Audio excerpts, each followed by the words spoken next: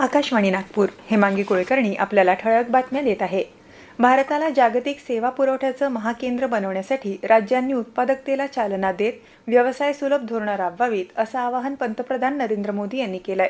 सर्व राज्य आणि केंद्रशासित प्रदेशांच्या मुख्य सचिवांच्या 5व्या राष्ट्रीय परिषदेत बोलताना काल त्यांनी प्रत्येक राज्यानं पुढील 10 वर्षांचा कृती आराखडा तयार करण्याचे निर्देश दिले।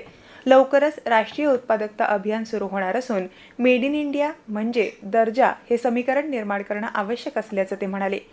केंद्रीय प्रयत्न, नाविन्य आणि स्वदेशीकरणामुळे भारतीय रेल्वेचं जागतिक दर्जात रूपांतर होत असल्याचं रेल्वे मंत्रालयानं म्हटलं आहे। सध्या देशभरात 164 वंदे भारत रेल्वे सुरू असल्याचं सांगत वातानुकूलित श्रेणीतील पहिली वंदे भारत शयनयान रेल्वे सुरू करण्यासाठी सज्ज असल्याचं मंत्रालयानं म्हटलं आहे। यावर्षी पंतप्रधान नरेंद्र मोदी यांनी 25,000 कोटी रुपयांपेक्षा जास्त किमतीच्या 42 प्रकल्पांचं लोकार्पण, 13 प्रकल्पांचं उद्घाटन आणि 21 प्रकल्पांची पायाभरणी केल्याचं मंत्रालयानं नमूद केलं।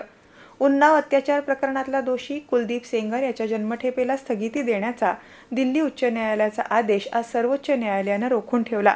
सरन्यायाधीश न्यायमूर्ती सूर्यकांत, न्यायमूर्ती जे.के. माहेश्वरी आणि न्यायमूर्ती ऑगस्टिन जॉर्ज मसीह यांच्या सुट्टीकालीन खंडपीठानं याबाबतच्या इतर कायदेशीर बाबींवर विचार करण्यासाठी 4 आठवड्यांनी सुनावणी घेण्यात येईल असं सांगितलं।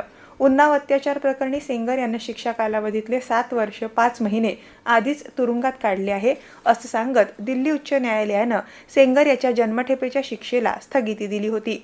न्यूझीलंडचा अनुभवी अष्टपैलू क्रिकेटपटू डग ब्रेसवेलनं आंतरराष्ट्रीय आणि स्थानिक क्रिकेटमधून निवृत्तीची घोषणा केली आहे। 35 वर्षीय ब्रेसवेलनं गेल्या काही काळापासून दुखापतीशी झुंज तो देत होता आणि त्यामुळेच त्याने हा निर्णय घेतलाय। उत्तर भारताच्या अनेक भागात पसरलेल्या दाट धुक्यामुळे विमान आणि रेल्वे वाहतुकीवर परिणाम झालाय। दिल्लीतील हवेची गुणवत्ता खालावली असून आज सकाळी अत्यंत गंभीर श्रेणीत याची नोंद करण्यात आली। आज सकाळी 6 वाजेपर्यंत दिल्लीचा सरासरी वायू गुणवत्ता निर्देशांक 403 इतका नोंदवला गेला असल्याचं केंद्रीय प्रदूषण नियंत्रण मंडळानं म्हटलंय। याबरोबरच हे ठळक बातमीपत्र संपलं।